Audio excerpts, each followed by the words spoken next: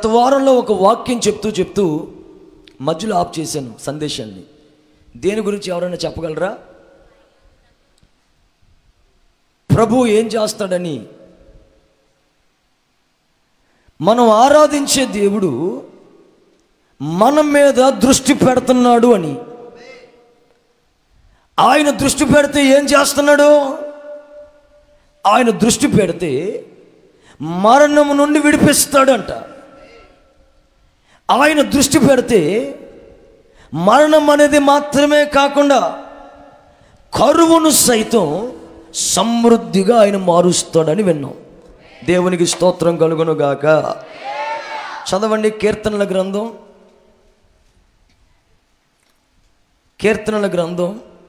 33వ అధ్యాయం 18వ వాక్యం. వారి ప్రాణమును మరణము నుండి తప్పించడానికి, కరువులో వారిని సజీవులుగా కాపాడడానికి యెహోవా దృష్టి ఆయన యందు భయభక్తులు గలవారి మీద, ఆయన కృప కొరకు కనిపెట్టు వారి మీద నిలుచుచున్నవి అని రాయబడింది. దేవునికి స్తోత్రం కలుగునుగాక. మరణం అనేది సహజం. కొంతమందికి మంచం మీద ఉండి ఎప్పుడో ఒక 6 నెలలకో సంవత్సరానికో పోతారు మంచాల మీద ఉండి. కొంతమంది అన్ఎక్స్పెక్టెడ్గా పోతారు. మరణం అనేది నిప్పనెత్తి కూడా తెలియకుండా వెళ్ళిపోతారు కొంతమంది. కానీ దేవుడు దృష్టి పెడితే మరణం నుంచి విడిపించడం మాత్రమే కాదట.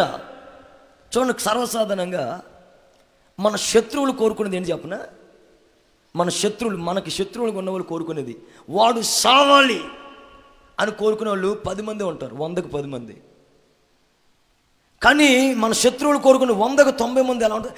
ఆడు కుళ్ళి కుళ్ళి కుళ్ళి కుళ్ళి సావాలి, ఆడు ఏడుస్తూ ఏడుస్తూ సావాలి, ఏమీ లేక తినడానికి లేక, తాగడానికి లేక, కట్టుకోవడానికి లేక ఇబ్బందులు పడుతూ వాడు అల్లాడుతూ ఉండాలి, అది నా కళ్ళారా చూడాలి అని అంటుంటారు. అంటే చావు అనే దాన్ని కోరుకునే దానికంటే శత్రువులు మన దగ్గర నుంచి కోరుకునేది ఏంటంటే మనం అల్లాడిపోవాలి, కరువుతో ఇబ్బందులు పడాలి. ఎందుకంటే కరువు ఎక్కడైతే ఉందో అక్కడ దొంగతనాలు జరుగుతాయి. కరువు ఉన్న చోట ఆత్మహత్యలు జరుగుతాయి. కరువు ఉన్న చోట ఒకరి మీద ఒకరు చావడానికి, చంపుకోవడానికి లేస్తారు. కరువు ఉన్న చోట విలయ తాండవం జరుగుద్ది. దేశంలో నెమ్మది కరువు అవుద్ది. దేశంలో మనుషుల మధ్యలో ప్రేమానురాగాలు తొలగిపోతాయి. కనుక కరువు అనేది మహాభయంకరం. అయితే ప్రభు అంటాడు, గత నెల ఆఖరిలో కానివ్వండి, లేకపోతే నెల ప్రారంభంలో కానివ్వండి, ఆయన మీకు ఒక అభయం ఇచ్చినట్లు, ఒక వాగ్దానం చేసినట్లు ఆయన మీకు చెప్పగానే చెప్తున్నాడు, నేను నీ మీద దృష్టి పెడుతున్నాను, నేను నీ మీద నా చూపు నిలుపుతున్నాను, నేను నీ మీద నా కనుదృష్టి నిలుపుతున్నాను. ఎందుకంటే నీ కరువు సమృద్ధిగా మార్చబడడం కొరకు, నీ లేమి ఆశీర్వాదకరంగా మార్చబడడం కొరకు, నీ జీవితాన్ని విస్తారముగా అభివృద్ధి చేసేదాని కొరకు నేను నీ మీద దృష్టి పెడుతున్నా. దేవునికి స్తోత్రం కలుగునుగాక. మన మనుషులు దృష్టి పెడితే ఏమవుద్ది? నరదృష్టికి నల్లరాయే పగులుద్దంట. నరులు దృష్టి పెడితే వెనకాల మనకు ఆటోల మీద రాస్తారు నరగోళకి నమస్కారం అని. నరుని దృష్టికి నల్లరాయి అయినా పగులుద్ది. నరుని దృష్టి అంత పవర్ఫుల్ అయితే, నరుణ్ణి సృజించిన యేసయ్య దృష్టి నరగోళ కాదది, నరునికి శాపం కాదది, శాపాన్ని కూడా సమృద్ధిగా మార్చే ఆశీర్వాదం, కరువును కూడా దీవెనకరంగా మార్చే కృప ఆయన దృష్టిలో ఉంది. అది ఆయన ప్రజలకు అనుగ్రహించబడునుగాక. సరైన ఆహారం పెట్టుకోలేకపోతున్నారు పిల్లలకి, గల కారణం కరువు అని. అసలు కరువు ఎందుకు వస్తుంది అని, ఎవరెవరి ద్వారా కరువు వచ్చిందో అని కొన్ని చెప్పాను మీకు. ఏ ప్రాంతంలో కరువు వచ్చిందని చెప్పాం గత వారంలో? కనాను అనబడిన ప్రాంతంలో. సూపర్ రా నువ్వు, ఆడని చెప్పింది సూపర్ రా నువ్వు. కనానులో కరువు చిన్న పిల్లలకు కూడా మనం చెప్పేది అర్థమవుతుందో లేదో అని ఒక సమాధానం ఇది. దేవునికి స్తోత్రం కలుగును గాక. కనానులో కరువు అంట. ఎప్పుడు వెళ్ళలేదండి. ఆశీర్వదించబడిన ప్రాంతం కనాను ప్రాంతం. కానీ కనానులో ఎన్నిసార్లు కరువు వచ్చింది చెప్పనా? 7 సార్లు కరువు వచ్చిందంట. ఏదన్నా కరువు వస్తే, ఏదైనా ఒక వ్యక్తి ఒక ప్రాంతానికి ఒక ఇబ్బంది వస్తే ఒకసారి తప్పితే 2 సార్లు, తప్పితే 3 సార్లు. కానీ కనానులో సమృద్ధి కలిగిన ప్రాంతం అది. అబ్రహాముకు స్వాధీనంగా ఇచ్చిన ప్రాంతం, ఆశీర్వదించబడిన ప్రాంతం అది, దీవించబడిన ప్రాంతం అది. కానీ ఆ ప్రాంతంలో 7 సార్లు కరువు వచ్చిందంట. ఎవరెవరి దినాల్లో కరువు వచ్చింది? అబ్రహాము దినాల్లో, ఇస్సాకు దినాల్లో, యాకోబు దినాల్లో, న్యాయాధిపతుల దినాల్లో, దావీదు దినాల్లో కరువు వచ్చిందని మనం విన్నాం. అసలు కరువు రావడానికి కారణం ఏంటి బాబు అంటే క్రమము లేనందువలన. ఆ దినాల్లో, న్యాయాధిపతుల దినాల్లో ఇశ్రాయేలీయులకు రాజు లేడు గనుక, రాజు ఎప్పుడైతే లేడో రాజు నడిపించేవాడు, రాజు క్రమముగా సైన్యాన్ని నడిపించేవాడు, వ్యూహ ప్రకారంగా సైన్యాన్ని నిలబెట్టేవాడు, వ్యూహ ప్రకారంగా సైన్యమును నిలబెట్టేవాడు. కానీ ఎప్పుడైతే రాజు లేడో క్రమం తప్పిపోయి జనాలు తిరగడం వలన క్రమం లేని చోట కరువు వచ్చింది అని విన్నాం. అంతే కదా? క్రమము లేక రాజు లేడంటే క్రమం లేదు. క్రమము లేని చోట కరువు వస్తుంది. క్రమం ఎక్కడైతే ఉందో అక్కడ ఆశీర్వాదం ఉంటుంది. చీమలకు కూడా రాజు లేడు, కానీ అవి క్రమంగా ఉన్నాయి. వాటి జ్ఞానం మనకి క్రమాన్ని నేర్పేయని అనేక విషయాలు గత వారం విన్నాం. దేవునికి స్తోత్రం. ఇంకా కరువు ఎందుకు వస్తుంది? మీరు చెప్పండి. మొదటి మాట, కరువు ఎందుకు వచ్చింది? అందరూ చెప్పండి నోరు తెరిచి. క్రమము లేనందువలన. ఒక ప్రార్థనకు రావడానికి ఒక క్రమం ఉండదు, మందిరంలో కనబడడానికి ఒక క్రమం ఉండదు, ఆదివారాలు కూడా క్రమముగా వచ్చేవాళ్ళు ఉండరు. నెలకు ఒకసారి, 2 నెలలకు ఒకసారి వచ్చేవాళ్ళు, వారం విడిచి వారం వచ్చేవాళ్ళు. క్రమము లేని చోట కరువు ఉంటుంది అని మనం విన్నాం. 2, ఇంకా కరువు ఎప్పుడు వస్తుంది? చదవండి ఒకసారి. 2వ మాట, కరువు ఇంకా ఎప్పుడు వస్తుందంటే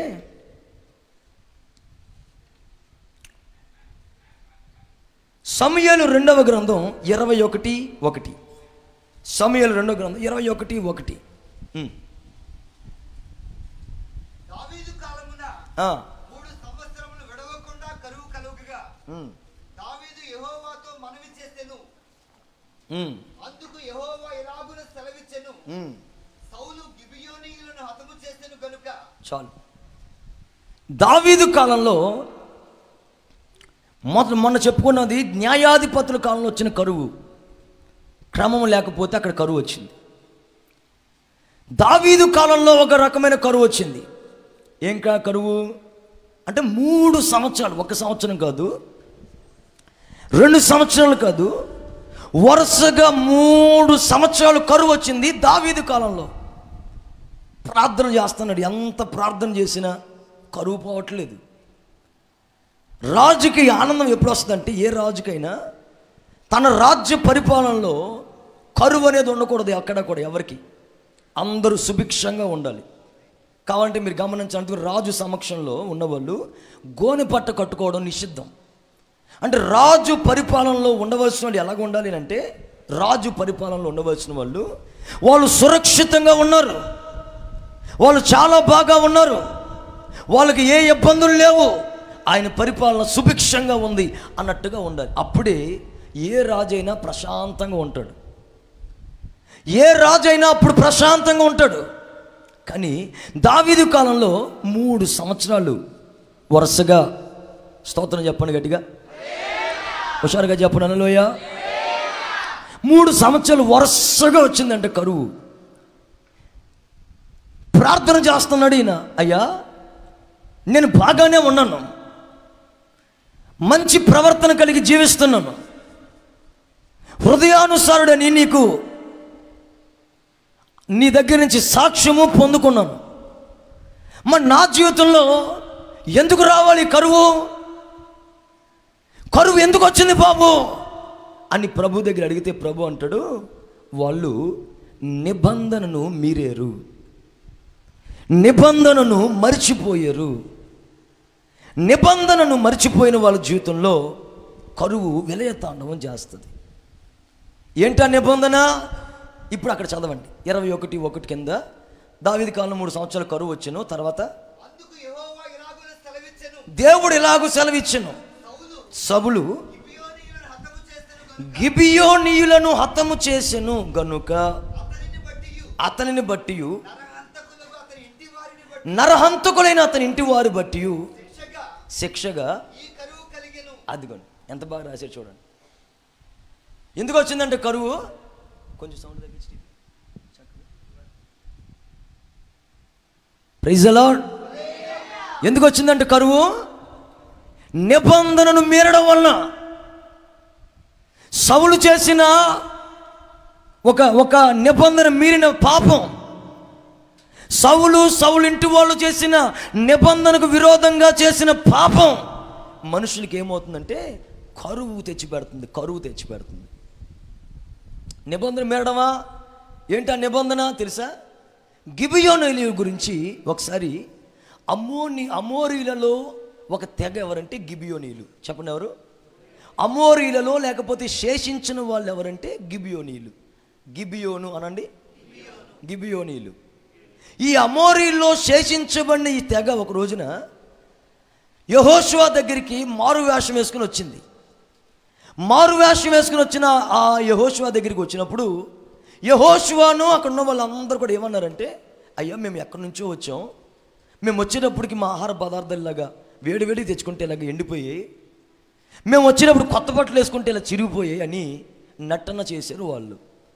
అప్పుడు అమోరీలతో వీళ్ళు ఏం చేస్తున్నారు చెప్పనా, ఒక ప్రమాణం చేస్తున్నారు. ప్రమాణం, యెహోవా జీవము తోడు, మీకు మా వల్ల ఏ హాని కలగదు. యెహోవా జీవము తోడు, మీరు మాలో ఒక్కలుగా నివసించండి, ఇబ్బంది లేదు. ఆమేన్. గట్టిగా స్తోత్రం చెప్పండి, హల్లెలూయా అని. ఆ రోజున ఇశ్రాయేలీలు, ఆ రోజున యెహోషువ కూడా అందరూ కలిసి ఒక ప్రమాణం చేశారు. ప్రమాణం. మీరు అనుకుంటున్నారు ప్రమాణం అంటే మనుషులు ఆడుకునే ఆట బొమ్మలు అనుకుంటారు ప్రమాణం అంటే. కొంతమంది ఇబ్బందులు వచ్చినప్పుడు చెప్తుంటారు ప్రమాణం, దేవుడి మీద ప్రమాణం కావాలంటే దీపం ఆర్పే బుద్ధి దీంది, వెలిగించే బుద్ధి కాదు. దీపం ఆర్పుతా అనేవాళ్ళు కొంతమంది కదా. కొంతమంది కావాలంటే మీ పిల్లల మీద ఒట్టు, కావాలంటే మా పిల్లల మీద ఒట్టు, మా ఆయన మీద ఒట్టు అనేవాళ్ళు. ఒట్లు తెగేసేస్తారు వీళ్ళు. అంటే ఒకళ్ళు నమ్మాలి అంటే ప్రమాణం చేస్తారు. ప్రమాణానికి ఈ రోజున విలువ లేదు. పెళ్ళిలో సూత్రాలు కడితే పెళ్ళి అయినట్టు కాదు లెక్క. అసలు పెళ్ళి అంటేనే ప్రమాణంతో కూడింది. దేవునికి స్తోత్రం కలుగును గాక. సూత్రాలు కడితే పెళ్ళైనట్టు, నెత్తి మీద కొంచెం పసుపు ముద్ద ఎడం చేత్తోనో కుడి చేత్తోనో పెడితే అది పెళ్ళైనట్టు అనుకున్నారు అమ్మాయికి మంద. పెళ్ళంటే సూత్రాలు కాదు. అలా అయితే సూత్రాలు చాలామంది ఆడపిల్లలు పెళ్ళైన వాళ్ళు తీసి తాలుబొట్టు తీసి లోపల తగిలించి స్నానానికి వెళ్తుంటారు చాలామంది. అంతే, అప్పుడే పోయింది వాళ్ళ ప్రమాణం. తాలుబొట్లు తీసి నెదట్లో గుచ్చుకుంటున్నా, ఎందుకు వచ్చిన కర్మ అని చెప్పి పక్కన పెట్టేవాళ్ళు. ఎందుకు వచ్చిన కర్మ అని చెప్పి అవసరాన్ని బట్టి అప్పుల సమస్యల్లో తీసి తాలుబొట్లు తీసి హిందీ చదివించడానికి పంపించేవాళ్ళు. అంటే పెళ్ళి తాలిబొట్టుతో కాదు అని గుర్తుపట్టాలి. దేవునికి స్తోత్రం కలుగును గాక. పెళ్ళి అనేది తాలిబొట్టు కాదు, పెళ్ళి అనేది పసుపు కొమ్ము కాదు, పెళ్ళి అనేది మాంగళ్యం అనేది, లేకపోతే పెళ్ళి అనేది వివాహ బంధం అనేది పసుపు ముద్దతో కాదు. పెళ్ళి అనేది ఒక ప్రమాణం. ప్రైజ్ ది లార్డ్, హల్లెలూయా. ప్రమాణం. ఈమెతోనే జీవితకాలం కాపురం చేస్తావా? చేస్తాను. ఎవరితో? ఆమెతో. ఏం చేస్తావరా? కాపురం.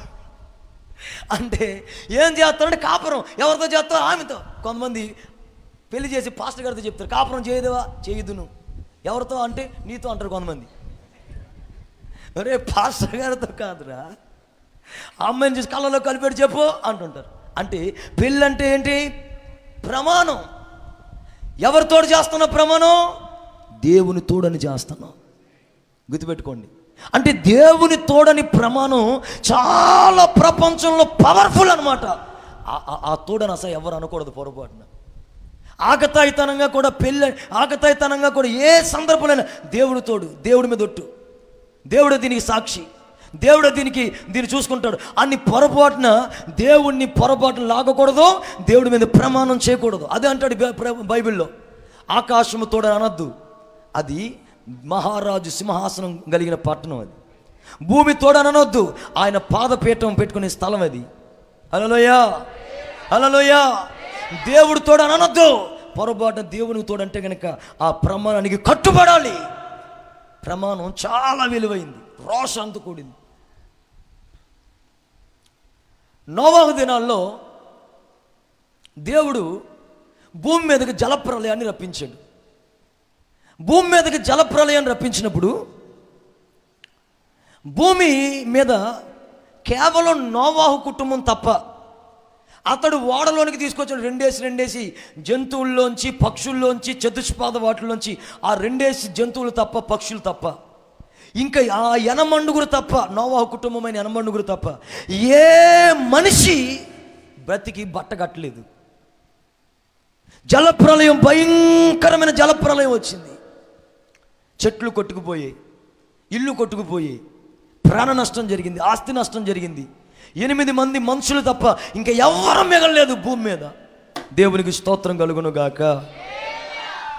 అది చూసిన దేవుడు మనసులో బాధపడి ఒక ప్రమాణం చేస్తున్నాడు. ఏమని చెప్పిన, ఇదిగో నేను ఇప్పుడు చేసినట్లుగా ఇంకా ఎన్నడూను భూమి మీదకి వర్షాన్ని అంతగా రప్పించను.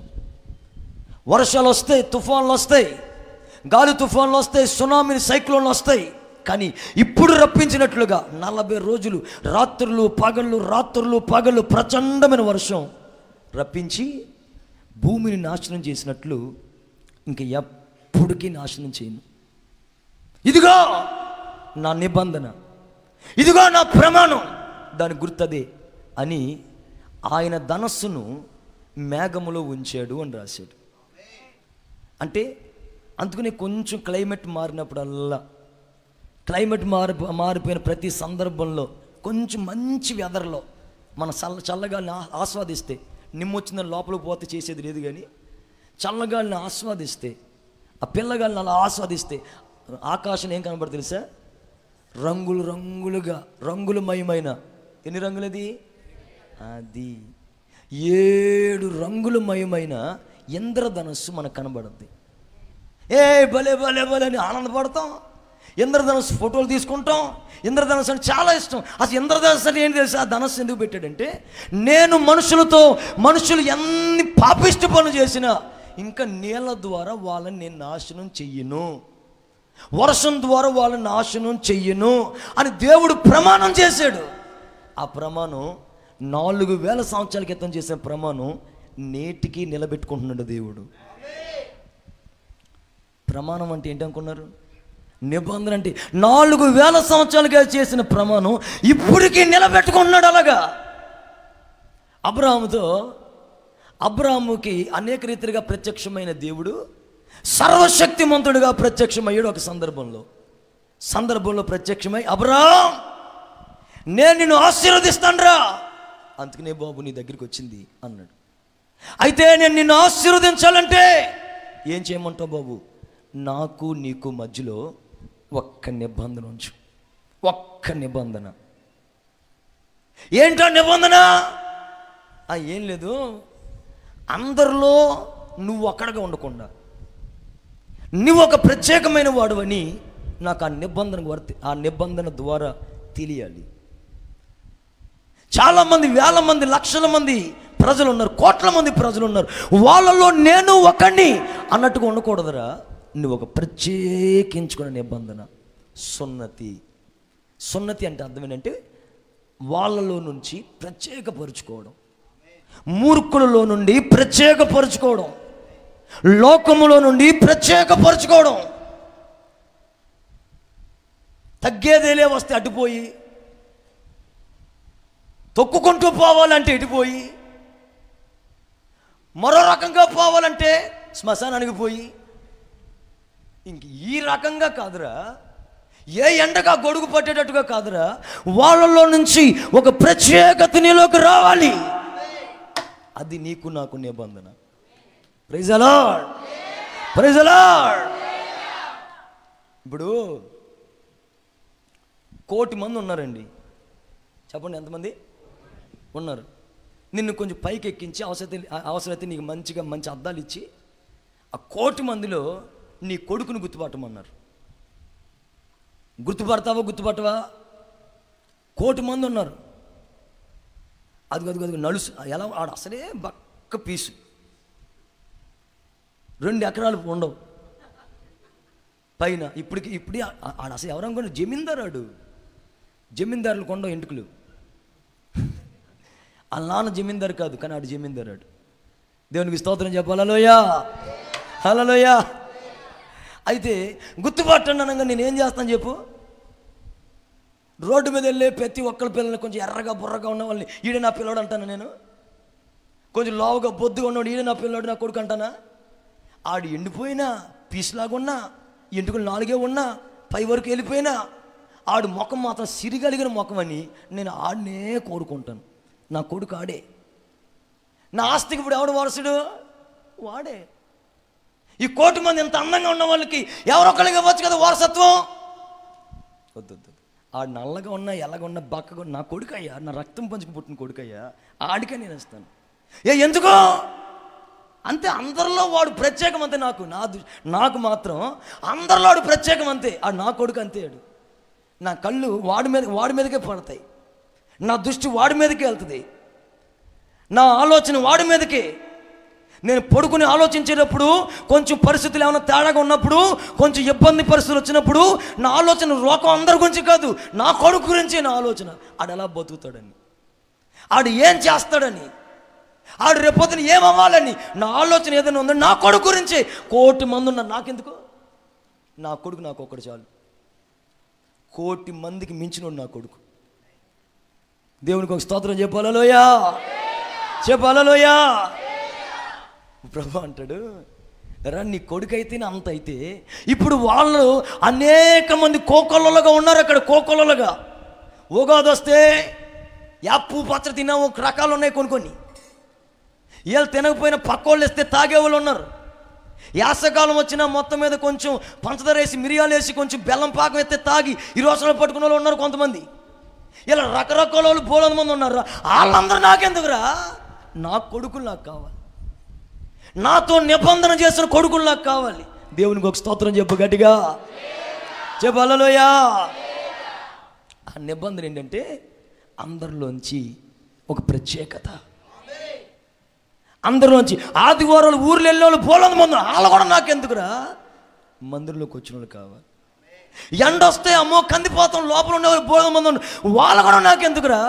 కందితే ఏంటయ్యా ఈ బతుకు నీ కొరకేనయ్యా అని నా కొరకు వచ్చారు, వాళ్ళు నాకు కావాలి. వాళ్ళ మీదే దృష్టి పెడతా, వాళ్ళని నేను గమనిస్తూ వస్తా, వాళ్ళని నేను ఆశీర్వదిస్తూ వస్తా. ఎందుకంటే వాళ్ళు నాతో నిబంధన జనులు, నిబంధన చేశారు, నిబంధన కొరకు రక్తమును ఒలికించారు, నిబంధన కొరకు శరీరాన్ని గాయపరుచుకున్నారు, నిబంధన కొరకు నా కొరకు వారి శరీరాన్ని, సున్నితమైన భాగాన్ని కూడా కత్తిరించి బయటపడేశారు. నిబంధన ప్రత్యేకత, వాళ్ళలో ప్రత్యేకత ఉంది. వాళ్ళు ప్రైజ్ ది లార్డ్, హల్లెలూయా. దేవుడు కావలసింది బోలంత మంది పొట్టు అవసరం లేదు ఆయనకి, నెక్కమైన గింజలు చాలు ఆయనకి. 1,00,000 మంది ఉన్నారండి సపోర్టు, పొట్టు కడుపు నిండా పొట్టు ఎందుకు వచ్చింది?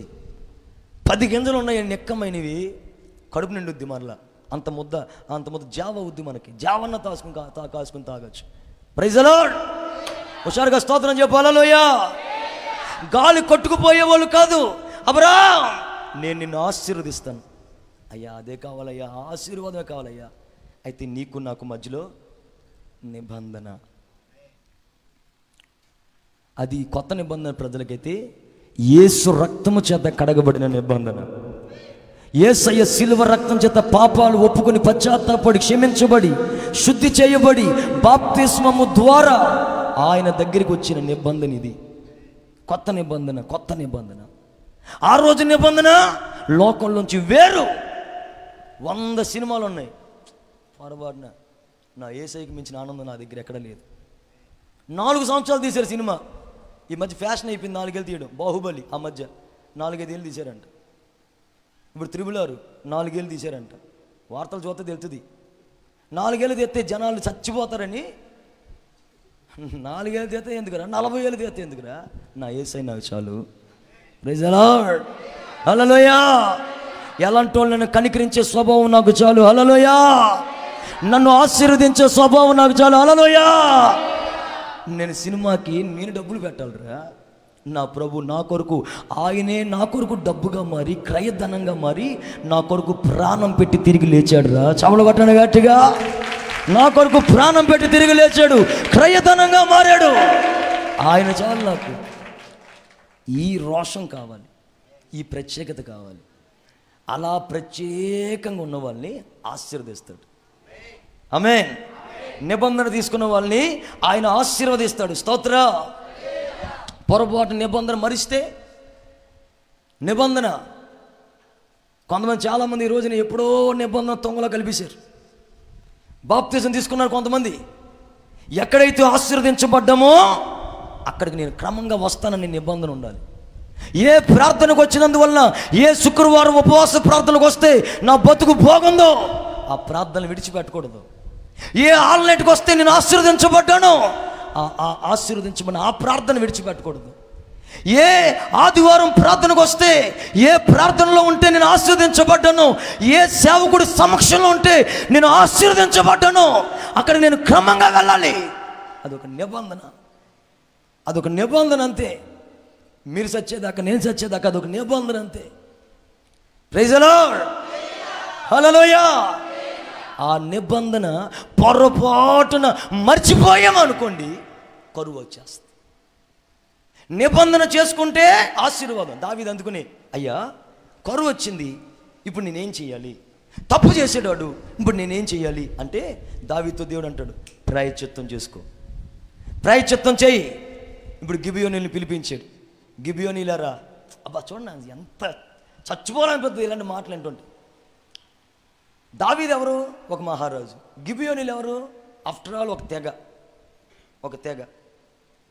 ఆ తెగ కూడా ఎలాంటి తెగ?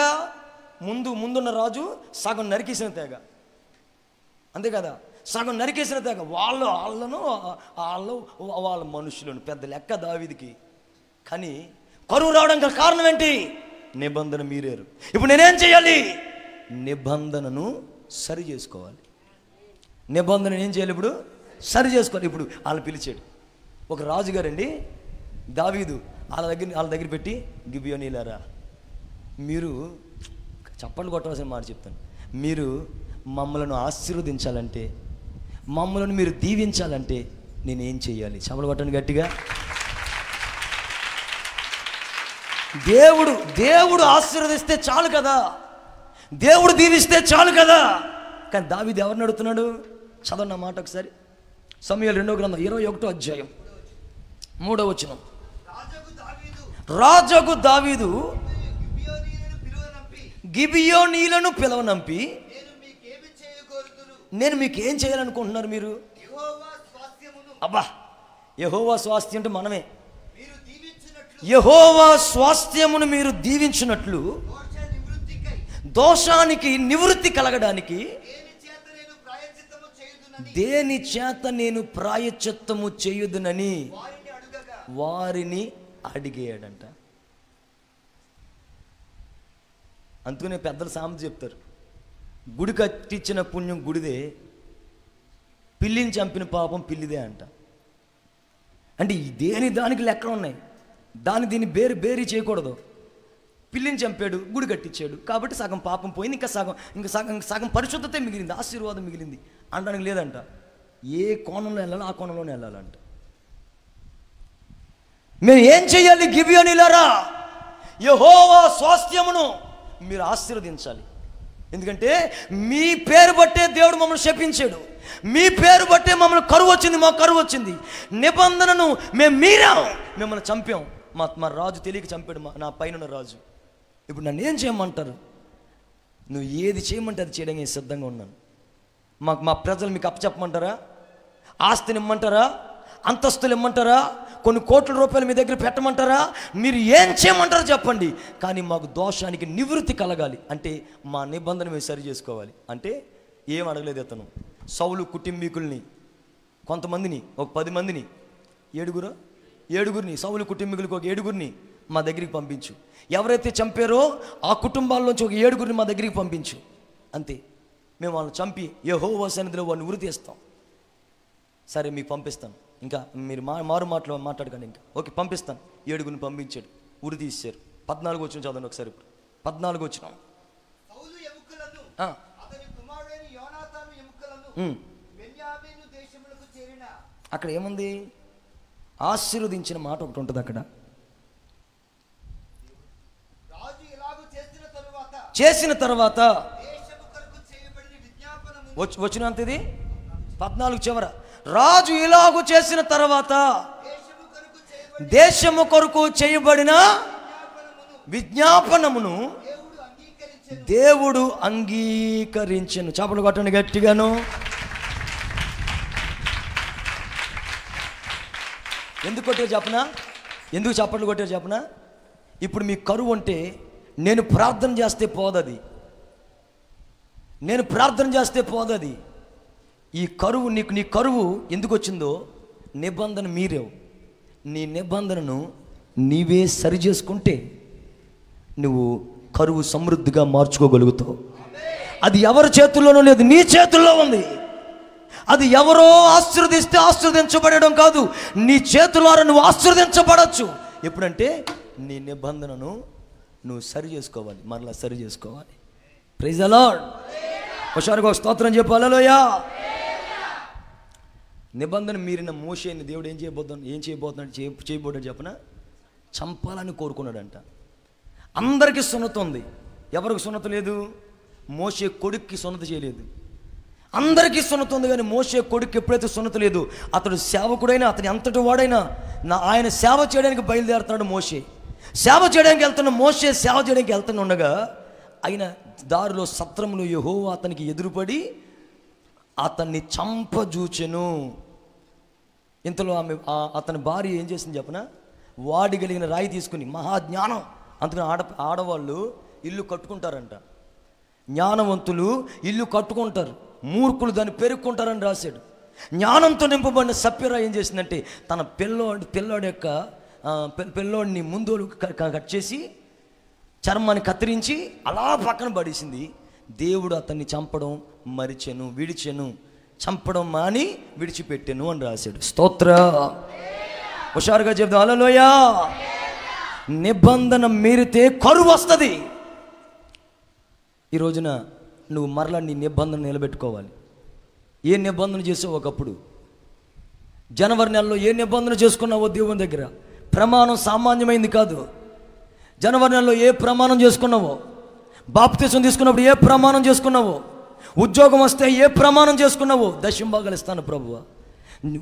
మన చేతి పని వస్తే ఏ ప్రమాణం చేసావో? దశంభాగాలు ఇస్తాను ప్రభువా. నాకు కలిసి వస్తే ఏం చేసుకున్నావో ఆ ప్రమాణాలన్నిటినీ కూడా ఒక్కొక్కటి నువ్వు నెరవేర్చుకుని నిబంధనలో నువ్వు తిన్నగా నిలబడాలి. Praise the Lord. హుషారుగా ఒక స్తోత్రం చెప్దాం గట్టిగా, కొంచెం గట్టిగా పర్లేదు చెప్పండి. హల్లెలూయా, హల్లెలూయా. కొంతమందికి సైతాన్ గడు ఏం చేస్తాడు చెప్పనా? మనిషి మనస్సులో నిబంధనను సరి చేసుకోవడం తెలియజేయను, ఒప్పుకోనివ్వడాడు. ఈగో ఫీలింగ్ అడ్డు వస్తుంది. నువ్వు ఇప్పుడు చెయ్యెత్తేవనుకో అందరూ నేను తప్పుడోడు అనుకుంటారు. అంటే అందరు మంచోళ్ళైనా చేయెత్తారు, కానీ ఈ దరిద్రుడు చేయెత్తాడు. మంచోళ్ళైనా చెయ్యెత్తండమ్మా, మనకు ఆశీర్వాదం కావాలని చెయ్యెత్తండి, తప్పు చేసిన వాళ్ళు కూడా చెయ్యెత్తనన్నాం అనుకోండి, వీడు ఆశీర్వాదం కొరకు ఎత్తడు, కనీసం నేను చెడ్డ పని చేశాను కదని కూడా ఎత్తాడు. వీడు ఇది అంటారు నేలముచ్చోడు. వీడు నేలముచ్చోడు. ఈడి బతుకు పంది బతుకు ఒకటే, నేలముచ్చు అంతే. ఎవరితోనూ కలవడం. పందిపోతుకు అంతే, ఇంకా ఎవరితో కలవకుండా నేల ముచ్చాడు, పైకి మాత్రం అంటాడు, ఒప్పుకున్నట్టుగా ఉంటాడు అంతే. కనీసం చెయ్యెత్తడు. అందరు నవ్వుతారా, ఆడు నవ్వడం, నేల ముచ్చాడని.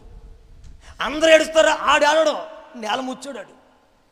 ప్రత్యేకం ఆడంత అంటే ఆడు ఫీలింగ్. నువ్వు చెయ్యెత్తితే ఆయన ఇంకో రకంగా అనుకుంటాడు, నువ్వు చెయ్యెత్తే అందరితో పాటు ఒకడైపోతావు, నువ్వు నేల ముచ్చోడివి ఎత్తనివ్వకో అని చెప్పి ఆడు చెప్తాడు. సైతాన్ గారు చేసే పని ఏంటంటే నిబంధనను సరి చేసుకొని ఇవ్వడం. మనం చెప్పే పని మనం చెప్తామా? ఏం చెప్తాం మనం? ఆదివారం మందిరం మనకా, నిబంధన మేరకా అని ఆడు చెప్పుకున్నది ఆడు చెప్పుకున్నాడు మనసులో. నువ్వు మామూలుగా మానేసావా? పన్నుండి మానేవా, పని లేకుండా మానేవా? చెప్పు, మనసు చెప్పు. పన్నుండి మానేవా, పని ఖాళీగా ఉన్నప్పుడు వెళ్ళలేదా మందిరానికి? ఖాళీ ఉన్నప్పుడు ఎన్నిసార్లు వెళ్ళలేదు? 100 సార్లు ఒకసారి మానితే అంత ఫీల్ అయిపోతాడు ఏంటైనా. పన్నుండి మానేవు, నువ్వు ఏ తప్పు చేయదు. నువ్వు నిబంధన సరి చేసుకున్నావు, నిబంధన పక్కవాడు కాదు అంతే. ఆడి దృష్టిలో ఆయన చెప్పారే, మేము దోషులు, మీరు జడ్జిలేండి అన్నట్టుగా ఉంటుంది అనమాట. దేవుడికి స్తోత్రం కలుగును గాక. మొన్న ఎంత వేగంగా వస్తే మానని చెప్పు, లేదా మాంతవా అని ఆడు నిన్ను పక్క నుంచి కుక్కను సవరిస్తామే, కుక్కను సవరిస్తామని ఆత్మ సవరిస్తా ఉంటాడు. జాగ్రత్త, ఏ తప్పు చేయదు, నువ్వు ఏ క్లియరా, నువ్వు ఏ తప్పు చేయదురా, నువ్వు ఎవరికి తల వంచోరా, ఎదురాడే మనుషురా. అంతే ఆడు ఇంకా మిగతా కరువు వచ్చి మొత్తం ఇల్లు వాటిని అంత కొట్టుకుపోయినా పర్లేదండి. పేతురు బైబిల్లో తప్పు చేశాడన్న విషయం తెలిసింది. దేవుడికి స్తోత్రం చెప్తాను. తప్పు చేశాడన్న విషయం తెలియగానే పేతురు ఏం చేశాడు చెప్పాలి. పేతురు ఏం చేశాడు? అయ్యో నేను తప్పు చేశాను బాబు అని ఏడ్చాడు. అసలు ఆ ప్యాషన్ ఆఫ్ ద క్రైస్ట్ చూడండి, దొరికితే గనక ప్యాషన్ ఆఫ్ ద క్రైస్ట్ చూస్తే యేసు ప్రభు ముఖం మేంచి రక్తం కారుతూ, ఈ తల మేంచి రక్తం కారుతూ, ఈ అంతా రక్తం కారుతూ, శరీరం అంతా ఒక చిన్న పంచు మాత్రమే కట్టుకుని, నడానికి కట్టుకుని అలాగ వెళ్ళిపోతుండగా పేతురు మూడోసారి కోడి కుయ్యగానే, పేతురు మూడోసారి అబద్ధం ఆడగానే కోడి కూసింది. వెంటనే పేతురు ఇంకా అలా చూస్తాడు యేసు ప్రభు. ఆ చూపుకి గుచ్చుకుని మనసంతా నొచ్చుకొని, ఆ చూపుకి పశ్చాత్తాపడుతూ దూరంగా వెంబడిస్తూ ఏడుస్తూ తను పశ్చాత్తాపడుతూ వచ్చాడు పేతురు. దేవునికి స్తోత్రం కలుగును గాక. గట్టిగా చేద్దాం. హల్లెలూయా, హల్లెలూయా.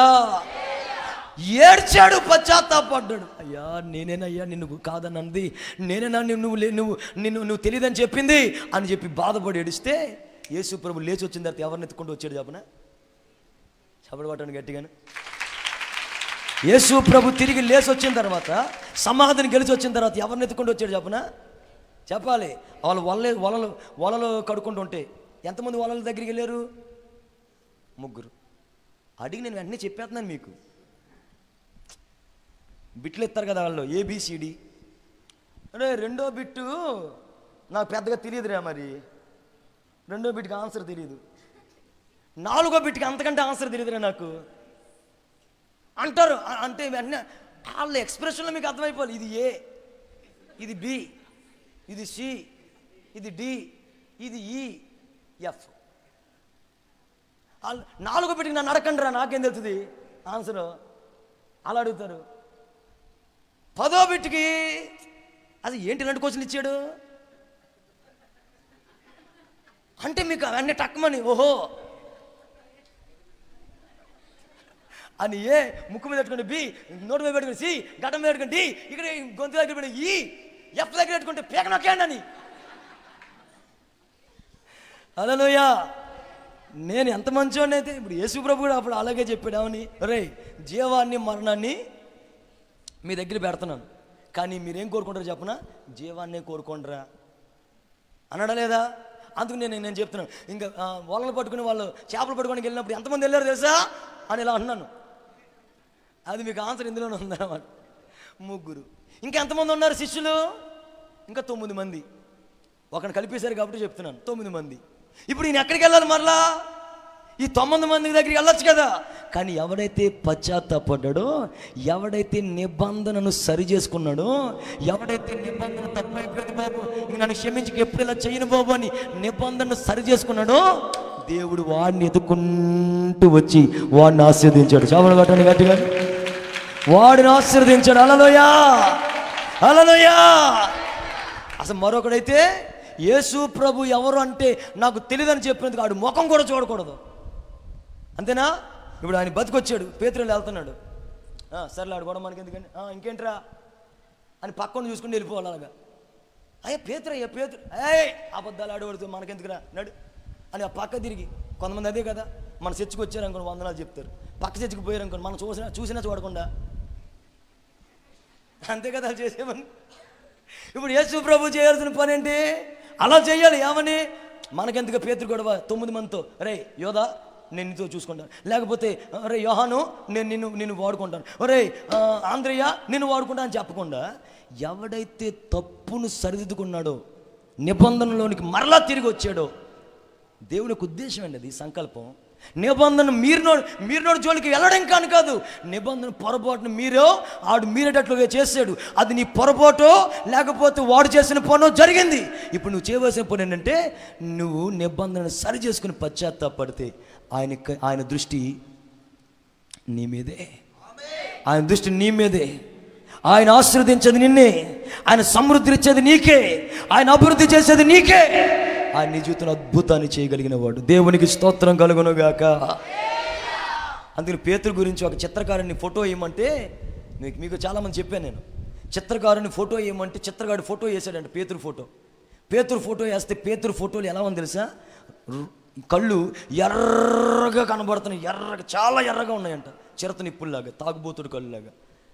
చిత్రకారుని అడిగారు, బాబు పేతురు ఫోటో వేయమంటే నువ్వు తాగుబోతుడు ఫోటో వేసేవేంటి అని. అయ్యా ఇది తాగుబోతుడు ఫోటో కాదు, పేతురు గారి ఫోటోయే. కావండి ఆ గడ్డం చూడండి, ఆ పరిస్థితి చూడండి, మరి కళ్ళు ఎందుకు అంత ఎర్రగేసావు అంటే, ఆయన చరిత్రకాడు ఇచ్చిన ఎక్స్ప్లెనేషన్ ఏంటి చెప్పిన, పేతురు గారు అంట కేవలం యేసు ప్రభు చనిపోయిన టైంలో ఏడ్చి దూరంగా తలపోయిచి ఏడ్చి మళ్ళీ యేసు ప్రభు ఆశీర్వదించిన తర్వాత ఆనందపడినోడు కాదంట. యేసు ప్రభు ఆశీర్వదించిన తర్వాత, యేసు ప్రభు మరలా పరలోక రాజ్యం వెళ్ళిపోయిన తర్వాత, అయినా ఈయన మంచిగా సేవ చేస్తున్న రోజుల్లో కూడా ప్రతిరోజు రాత్రిపూట ఏడుస్తూ పడుకునేవాడంట, ఏడ్చేవాడంట. జీవాధిపతి అని, జీవపు ఓట నిన్ను నేను మర్చిపోయాను ప్రభువా, నువ్వు ఎరగనని చెప్పేశాను ప్రభువా, నా తప్పుకు నువ్వు క్షమించిన, నా తప్పుకు మాత్రం ప్రాయశ్చిత్తం లేదు ప్రభు అని రోజు ఆ తప్పుని జ్ఞాపకం చేసుకుని ఏడుస్తూ ఏడుస్తూ ఏడుస్తూ చచ్చే వరకు ఏడుస్తూనే ఉన్నాడంట. అలా ఏడ్చేవాడు జీవితంలో ఏమని జరిగింది చెప్పనా? వాడి లైఫ్లో ఇంకా నిబంధన మీరడం కాడు, వాడి లైఫ్లో ఇంకా నిబంధన మీర, ఎందుకంటే ఆ తప్పు గుర్తొస్తుంది, ఏడుస్తున్నాడు. మళ్ళీ ఈరోజు బాగానే గడుతుంది, మళ్ళీ రాత్రి మళ్ళీ ఇంత గొప్ప సేవ చేస్తున్నాడు, 3000 మంది మారిపోయారు, అయినా కానీ మళ్ళీ రాత్రి ఏడుస్తున్నాడు. అబ్బా, పశ్చాత్తాపం అంటే అదే అండి, పశ్చాత్తాపం ఏడుపు అంటే అది, నిబంధనను సరిదిద్దుకోవడం అంటే అది, ప్రభు కౌగిలిలోకి వెళ్ళిపోవడం అంటే అది. ప్రభు దృష్టి నా దృష్టి ఎవరి మీద అంటే, నా ప్రియురాలా నీ మీద నుండి నా దృష్టి నేను పక్కకి మళ్ళించలేకపోతున్నాను. ఎందుకు మళ్ళించలేకపోతున్నావు అంటే, నువ్వు ఏడుపు నిబంధన సరి చేసుకోవడంలో ఏడ్చే ఏడుపు, నా దృష్టిని నేను పక్కకి తిప్పలేకపోతున్నాను, నిన్ను ఆశీర్వదించే వరకు పక్క తిప్పలేకపోతున్నాను. గట్టిగా స్తోత్రం చెప్పు, హల్లెలూయా, హల్లెలూయా. నిబంధనలు ఉన్న ఆశీర్వాదం అది. నువ్వేమో ఏమైందిరే ఆదివారం ఒకసారి వస్తానని చెప్పాను, కుదరలేదు, ఏం చేస్తామని ఆ నిబంధన అంటే సులకనగా తీసుకున్నావు నువ్వు. కానీ నిబంధనలు ఉన్న ఆశీర్వాదం ఏంటో గుర్తెరిగిన ఆయన యోధా యేసు ప్రభుని అమ్మేసిన, యేసు ప్రభు అయినా క్షమించేవాడు యోధాని. కానీ యోధాలో లేనిది ఏంటి తెలుసా? క్షమాపణ గుణం లేదు, పశ్చాత్తాపన గుణం లేదు, కన్నీళ్లు కార్చిన గుణం లేదు, సరిదిద్దుకోవాలని ఆలోచన లేదు, మూర్ఖంగా ఉండిపోయాడు. అందుకని చివరికి చచ్చిపోయాడు. ఈరోజు నీ జీవితంలో నిబంధన కలిగిన వాడిగా నువ్వు మారాలి. గట్టిగా స్తోత్రం చెప్పు, హల్లెలూయా. ఒక రిఫరెన్స్ చదవండి, 3rd పాయింట్ చెప్తాను మీకు. ఒక రిఫరెన్స్, రాజుల గ్రంథం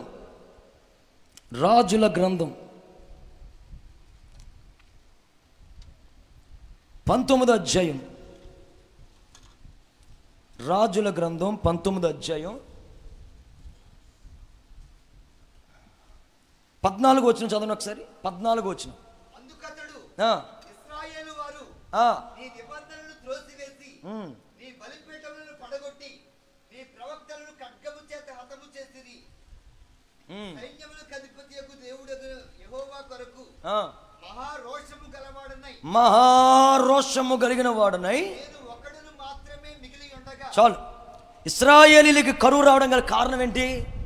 3.5 సంవత్సరాలు కరువుతో నింపబడడం గల కారణం ఏంటి? ఇశ్రాయేలీకి ఇబ్బంది కలగడానికి గల కారణం ఏంటి చెప్పనా?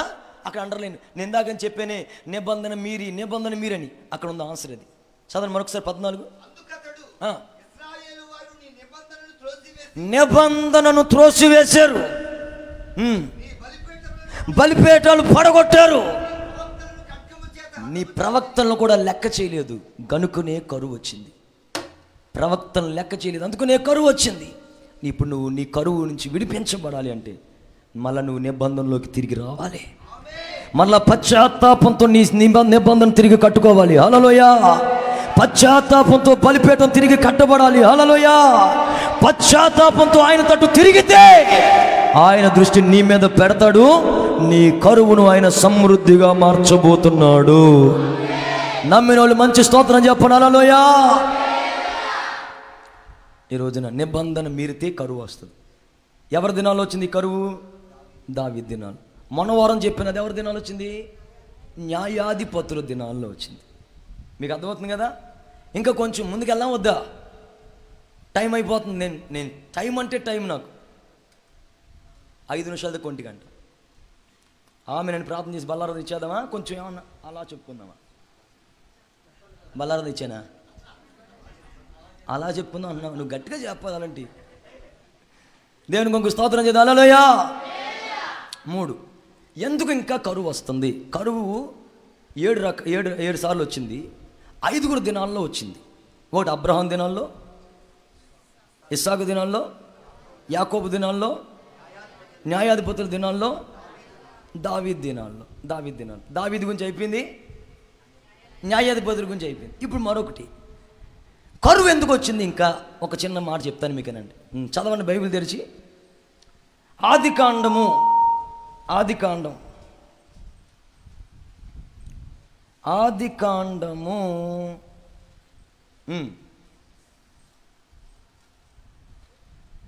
42వ అధ్యాయం 5వ వచనం. 42:5. 42:5. కరువు కనాను దేశంలో ఉండెను గనుక ధాన్యము కొనవచ్చిన వారితో కూడా ఇశ్రాయేలీల కుమారు. 42:2 చదవండి ఒకసారి. మరియు అతడు చూడుడి. అబ్బా ఏంటి విడ్డూరం, వినాశకాలే అని 5వ వచనం సార్ మళ్ళీ చదవండి. చాలు. 2వ వచనం చదువు ఇప్పుడు. చాలు. తప్పు చదువుతున్నావా కరెక్ట్ చదువుతున్నావా? కరువు ఎక్కడ ఉండాలి?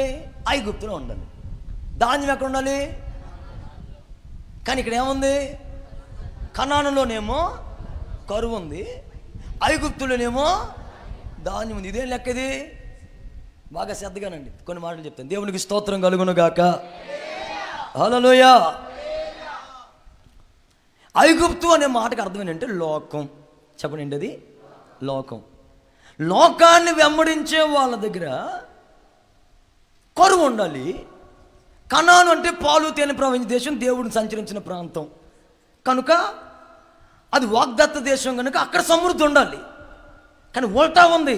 కరువేమో కనానులో ఉంది, దేవుడు ఉండే చోట ఉంది. ఐగుప్తు లోకం ఉండే చోటేమో సమృద్ధి ఉంది, ఆహారం ఉంది. దేవునికి స్తోత్రం. ఆహారం అంటే అర్థం ఏంటి చెప్పనా? అదే అక్కడ ఏముంది? అక్కడ ధాన్యమా? ధాన్యం అంటే అర్థం ఏంటి చెప్పనా? ఆహారం. చెప్పండి ఏంటి అది? అందరూ నోరితే చెప్పాలి, ఇంకా గట్టిగా చెప్పాలి. ఆకలి వేస్తుందా? ఆహారం అని అంతసేపు చించుకుంటున్నారు. పెడతాం. అంటే ఆహారం ఎక్కడుంది చెప్తానండి. తన సేవకుడు ఎక్కడైతే ఉన్నాడో అక్కడ ఆహారం ఉంటుంది. గట్టిగా చెప్పట్లే, గట్టిగా. తన సేవకుడు ఎక్కడైతే ఉన్నాడో, ఆత్మ సంబంధమైన నాయకుడు ఎక్కడైతే ఉన్నాడో, ఆత్మ సంబంధంగా దేవుని వాక్యాన్ని విరిచి పంచిపెట్టగలిగిన, ఆహారం పంచిపెట్టగలిగిన సేవకుడు ఎక్కడైతే ఉన్నాడో అక్కడ సమృద్ధి ఉంటుంది. సేవకుడు లేని చోట కరువు ఉంటుంది. ఐగుప్తులు ఎవరున్నారు ఇప్పుడు చెప్పండి? కనానులో ఎవరు లేరు చెప్పండి? అది కనానులో యోసేపు లేడు, ఐగుప్తులో యోసేపు ఉన్నాడు. ఒక రోజునండి నేను చదువుతుంటే కళలో నీళ్ళు వచ్చినాయి నాకు. ఈ మధ్య అత్మాను ఎందుకో కళలో నీళ్ళు వచ్చేస్తున్నాయి. అత్మాను మరి జబ్బు చేసిందో లేకపోతే దేవుని ఆత్మ నడిపింపు తెలియట్లేదు నాకు. కళలో నీళ్ళు వచ్చాయి. ఎందుకు చెప్ప టపా టపా టపా 2 చుక్కలు కారితే అవి కళ్ళలోంచి కారిని బైబిల్ మీద అనుకున్నాను నేను. ఇంతకీ అంతకుముందే తలకు నూనె పెట్టుకున్నా. 2 చుక్కలు కారితే నేను ఏమనుకున్నాను చెప్పనా? బైబిల్ మీద పడినాయి కదా, ఆనందపడ్డా. కళ్ళలోంచి వచ్చినాయేమని తీరా చూస్తే అది నెమ్మది కదా అంతా అలికేస్తుంది. ఆయిల్ అనమాట. అమ్మ బాబు ఇది ఆయిల్ అనమాట. మళ్ళీ చేతి మీద పడింది ఇంకొక చుక్క. ఏంటి పరిస్థితి అని చెప్పి అద్దంలో చూసుకొని కారిపోతుంది పైనుంచి. అప్పుడు నాకు అర్థమైంది, ప్రభు ఇది కన్నీళ్ళు కాదులే, బైబిల్ మీద పడిని తలనూనె. ఇప్పుడు మాత్రం కన్నీళ్ళు కాదుతాను, కన్నీళ్ళు కావచ్చు. ఎక్కడ ఒక ప్రాంతంలో దైవజనుడు ఎక్కడైతే ఉన్నాడో అలా అంటారు. ఎలీషా దగ్గర ఉన్న శిష్యులు అంటారు, అయ్యా నువ్వు ఇక్కడ ఉన్నప్పుడు మేము ఆహారం సమృద్ధిగా తినేవాళ్ళం, చక్కగా భోజనం చేసేవాళ్ళం. నువ్వు వెళ్ళిన నాటి నుండి మాకు ఆహారం లేదు బాబు. నువ్వు వెళ్ళిన నాటి నుండి మాకు కనీసం మేము తినడానికి అంత తిండి దొరకలేదు మాకు అన్నారు వాళ్ళు. ఎలీషా శిష్యులు రే అయితే పొయ్యి మీద పెట్టండి, కొండ పెట్టండి, పొయ్యి మీద పెట్టారు. సరే త్వరగా రే కూరాకులు కోసుకురండి అంటే మీకు తెలిసిద్ది అంతా. వాడు వెర్రి ద్రాక్ష చెట్టు యొక్క కూరాకుల్ని దాని గుణం ఎరగకుండానే కోసి తెచ్చి ఒళ్ళో వేసుకుని తెచ్చి జాగ్రత్తగా కూరలో వేసాడు. అక్కడ జరిగిన సిచ్యువేషన్ ఏంటంటే, అప్పుడు వాళ్ళందరూ తినేటప్పుడు అయ్యో దైవజనుడు కొండలో విషం ఉంది అనగానే దైవజనుడు కొంచెం పిండి తెప్పించి ప్రార్థన చేసి ఆ పిండి వేసాడు. ఆ పిండితో ఆ విషయం అసలు పొరపాటున ఎవరికి మూర్తి కూడా తెలియదు. కొండలో విషం ఉంటే అందులో పిండి ఎత్తి విషం పోద్దని మూర్తికి తెలియదు. ఉప్పు ఎక్కువైతే కొంచెం బొబ్బాయిస్కి వేయాలని తెలుసు తప్ప కొండలో విషం ఉంటే పిండి వేయాలని తెలియదు ఎవరికి, ఏ మేస్త్రికి. దేవునికి స్తోత్రం కలుగును గాక. కొండలో విషం ఉంది అనగానే పిండి తీసుకొచ్చి పిండి అలా వేసాడు. వెంటనే విషం ఆశీర్వాదకరంగా మారి భోజనం చేశారు. పిండి అనేది దేని గుర్తుంటే పరిశుద్ధాత్మకి. విషాన్ని విరిచేది ఏదన్నా ఉందంటే పరిశుద్ధాత్మ. ఆమేన్. ఇంకా చెప్ప ఆహారం ఎప్పుడుంది? వీళ్ళు ఎక్కడి నుంచి వెళ్ళాడు? అయ్యా నువ్వు గిల్గాలులోకి వచ్చాడు మరలా తిరిగి. వీళ్ళు గిల్గాల్లో ఉన్నారు. వీళ్ళు చదవండి ఒకసారి ఆ మాట. రాజుల 2వ గ్రంథం 4వ అధ్యాయం 38వ వచనం. ఎలీషా గిల్గాలునకు తిరిగి రాగా ఆ దేశమందు క్షామము కలిగి ఉండెను. ప్రవక్తల శిష్యులు అతని సమక్షమునందు కూర్చుని, చాలు మళ్ళీ చదువు స్టార్టింగ్ వచ్చిన నా వైపు చూడండి. శిష్యులు ఎక్కడున్నారు ఇప్పుడు? అప్పుడు దాకా ఎక్కడున్నారు శిష్యులు? గిల్గాల్లో. ఎలీషా మాత్రమే గిల్గాలులో లేడు, మరలా ఆయన గిల్గాలులకు తిరిగి వచ్చాడు. అంటే దైవజనుడు లేని ప్రాంతం గిల్గాలు అనగా మారు మనస్సు. చెప్పండి ఏంటది? మారు మనస్సు. దైవజనుడు లేని మారు మనస్సు ఉన్నా ఒకటే, లేకపోయినా ఒకటే. అక్కడ ఆహారం ఉండదు. దైవజనుడు లేని ఆ ప్రజెన్స్, ఆ సన్నిధి.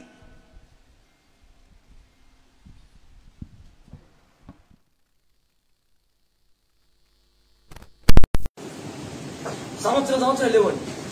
వీళ్ళందరూ కొంతమంది తీసుకెళ్ళి వెళ్ళేవాడిని. గుడారాల పండుగ చరిత్ర ఎవరికి తెలియదు. మా వాళ్ళు ఎవరు మర్చిపోలేరు. ఎందుకంటే మా కారులు, దేవుడు మాకు ఇచ్చిన కారులు అంతగా అందరు గుర్తుపెట్టి ఎప్పుడు టైర్లు పంచర్ అయిపోవడమే. ఒక టైర్ దాన్ని తగిలిస్తుంటే ఇంకో టైర్ వెళ్ళిపోయేది. ఆ పక్కన మా రమేష్ గారు చూసాడు టైర్ వెళ్ళిపోతుంది. అటు చూసాడు. మేము ఎత్తుకున్న టైర్ వెళ్ళిపోయింది. వాడు ఒక బాగుంటారు చెప్తున్నాడు, ఏంటి వెళ్తున్నాడు రాజేష్ అని. టైర్ రా ఇలాగే నా ముందే అన్నాడు. నా ముందే రే నా ముందే ఏం చేస్తున్నావు అని చెప్పి అది ఎక్కడ లోయలో ఉంది టైర్. మళ్ళీ అర్ధరాత్రి పూట ఈ ఆడవాళ్ళని మగవాళ్ళని పిల్లల్ని అలా పక్కన పెట్టి రోడ్డు మీద రోడ్డు పెట్టి టైర్ ఎత్తుకొని వచ్చి మన టైర్ బిగించుకుని అందరూ మళ్ళా వచ్చేటప్పుడు కారులో శవాల్లో పడుకుని పోయాడు.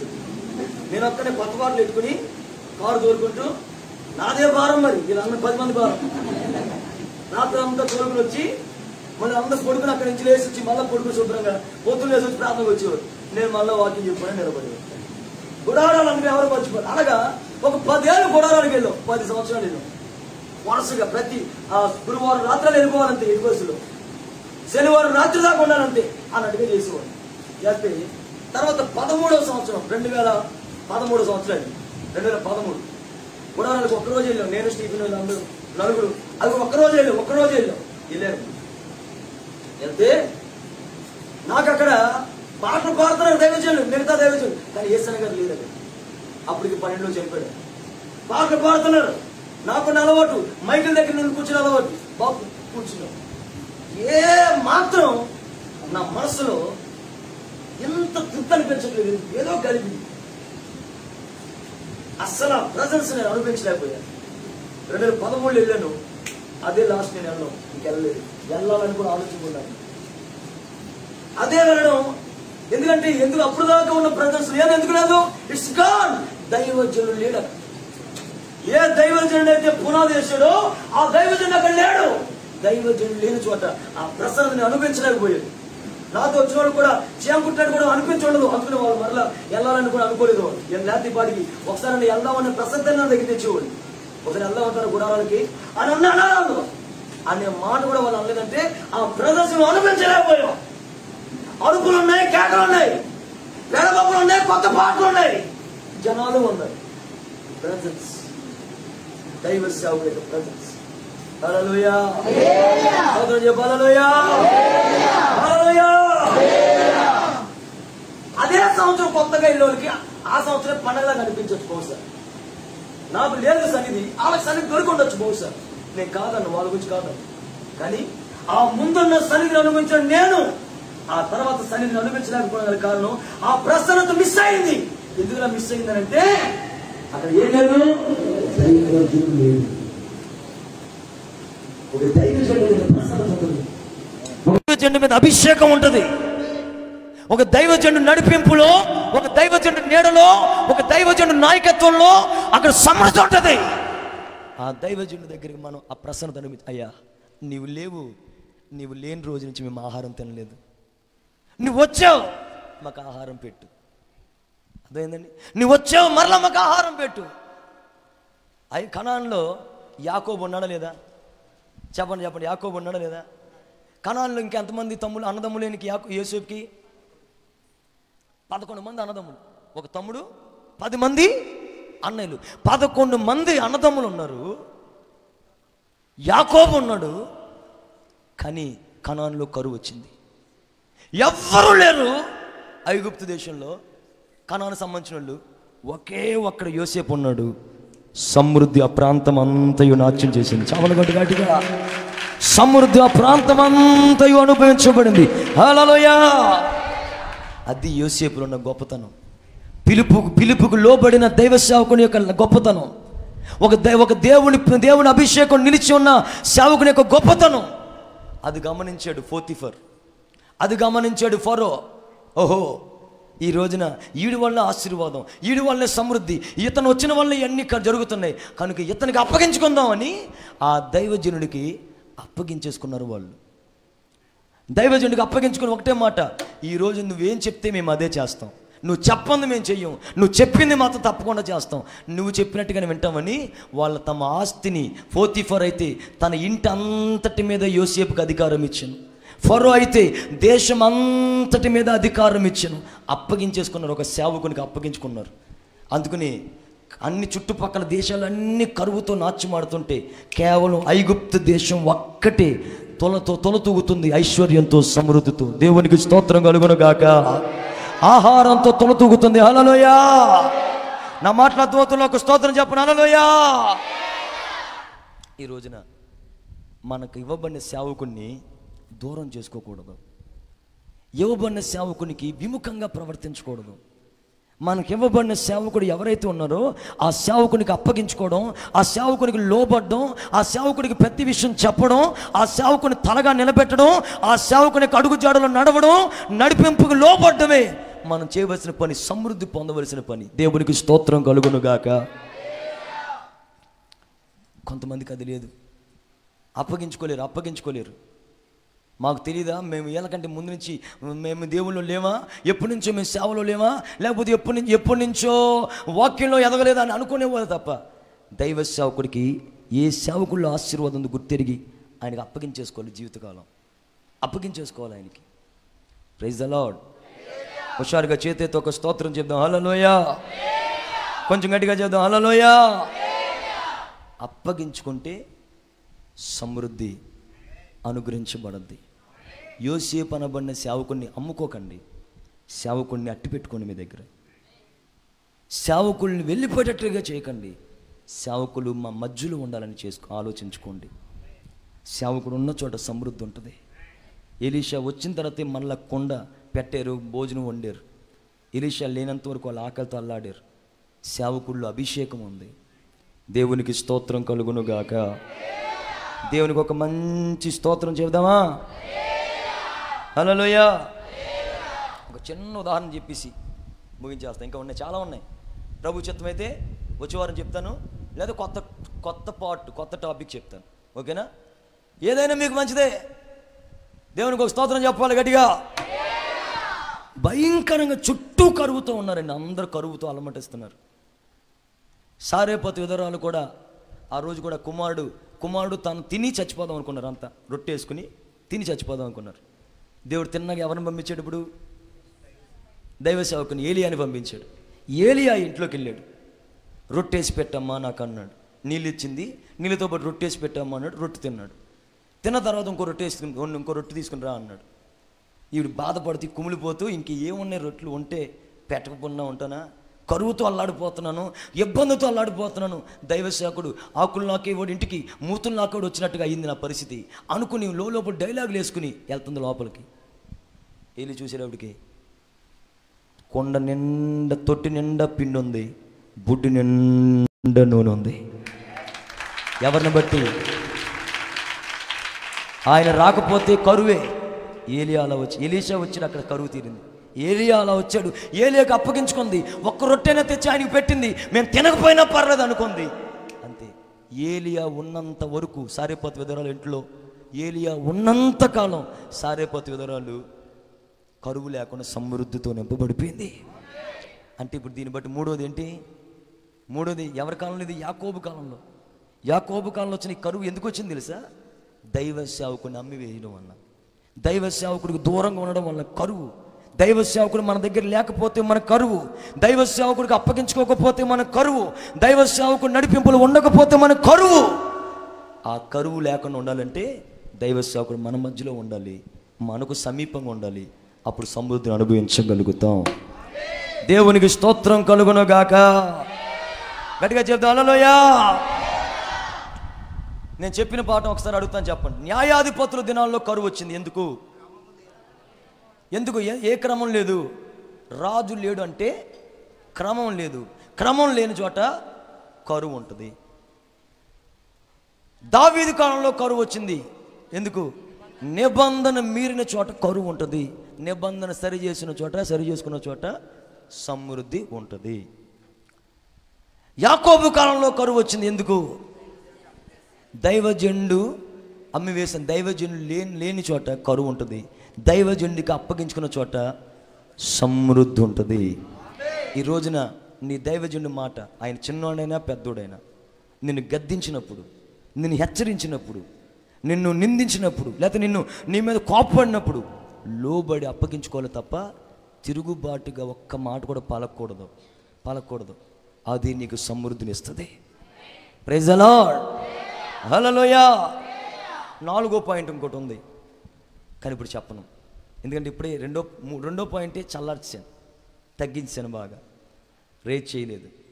ప్రభు చిత్తమే తర్వాత. కనుక ఈ రోజున అప్పగించుకునే స్థితిలో ఉన్నావా, లేకపోతే ఇష్టానుసారంగా ఉండే స్థితిలో ఉన్నావా? ఒకసారి ఆలోచించి ఉన్న పలంగా అలా మోకరించండి, ప్రార్థన చేసుకుందాం. పరిశుద్ధుడా, ప్రేమ కలిగిన తండ్రి, స్తోత్రం. ఈ మధ్యాహ్న కాల సమయమందు నీ సన్నిధిని మాకు తోడుగా ఉంచినందులకై స్తోత్రాలు చెల్లిస్తున్నాం ప్రభు. విత్తబడిన మాటలు మా హృదయాల్లో నీరు కట్టిన తోట వలె మీరు మార్చండి. ప్రజలకు ఎందుకు కరువు వస్తుందో, కరువు నుండి ఏ విధంగా విడిపించబడాలో తేటగా సూటిగా మాకు అర్థమయ్యేటట్లుగా బోధించేందుకు వందనాలు. న్యాయాధిపత్య దినాల్లో వచ్చిన కరువు క్రమము లేనందువల్ల వచ్చింది. అది క్రమమును మరలా సరిదిద్దుకుంటే క్రమము ఎలా వస్తుందో గత వారం విన్నాం. ఈ రోజున ప్రభువా, దావీదు దినాల్లో వచ్చిన కరువు, యాకోబు దినాల్లో వచ్చిన కరువు గురించి ధ్యానం చేయడం జరిగింది. దావీదు దినాల్లో వచ్చిన కరువు ప్రభువా ఆజ్ఞను మీరడం వలన, నిబంధనను మీరడం వలన వచ్చిందని మాకు చెప్పకనే చెప్పేందుకు వందనాలు. ప్రతి ఒక్క బిడ్డ నిబంధనలోకి నడిపించబడడానికి సహాయం చేయండి ఆయన. ఎవరు అయోగ్యులుగా ఉండకుండా ప్రతి ఒక్కరు యోగ్యులుగా మార్చబడ్డానికి సహాయం చేయండి నాయన. ఎక్కడ తొట్టిల్లిపోయారో, ఎక్కడ పడిపోయిన అవస్థలో ఉన్నారో మరలా పశ్చాత్తాపడిన వారికి పేతురును దర్శించినట్లుగా అటుగా నీ బిడ్డల యొద్దకు వెళ్ళి వారి మీద దృష్టి పెట్టి వారి అవసరతలు మీరు తీర్చండి నాయన. ఏ తప్పులు ఉన్నారో అదే తప్పులు ఇంకా కొనసాగే వారిగా కాకుండా పాపాన్ని ఒప్పుకుని విడిచిపెట్టి మరలా దాని నుంచి ప్రత్యేకించుకొని నీలో కొనసాగుటకు కృపను దయచేయండి ప్రభువా. నీకు స్తోత్రం. నిశ్చయముగా బలమైన కార్యాలు జరిగించండి.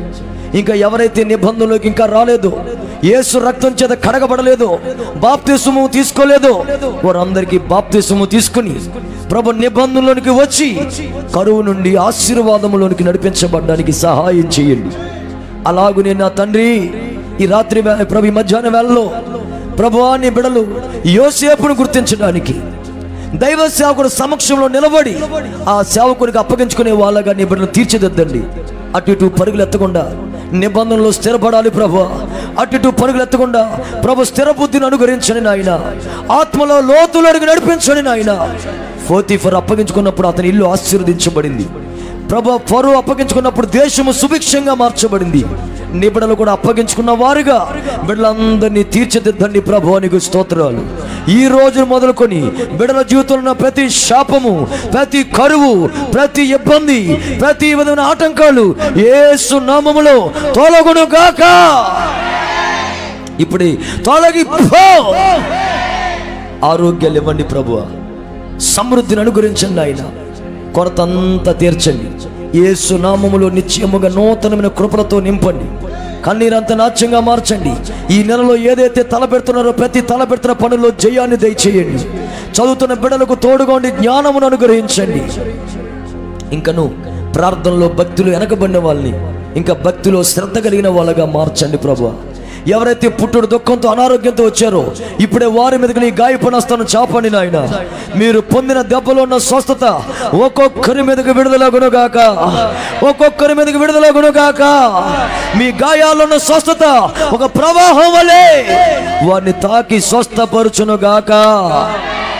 మరుసటి వారు ఇంకా సాక్షులుగా వారు నిలబడడానికి సహాయించి ప్రభు. ఈ వారంలో జరిగే ప్రతి ప్రార్థనలో కూడా మీ నామాన్ని ఘనపరచడానికి మాకు సహాయం చేయమని ఈ కుడికి ఎంతవరకు ఘనంగా జరిగించేందుకు స్తోత్రాలు చెల్లిస్తూ, ఎంతమంది అయితే ప్రభు ఈ ఆఖరులో కానుకలు సమర్పించబోతున్నారు, ఎందరైతే దశంభాగాలు ఇవ్వబోతున్నారు, ఎందరైతే సన్నిధులు విత్తనాలుగా కానుకలు సమర్పించబోతున్నారు, అంతకు నూరంతల సమృద్ధిని కూడా వారికి కలగజేసి నీ రాకడ కొరకు సిద్ధపరచమని, సంఘాన్ని నానాటికి దీవించమని.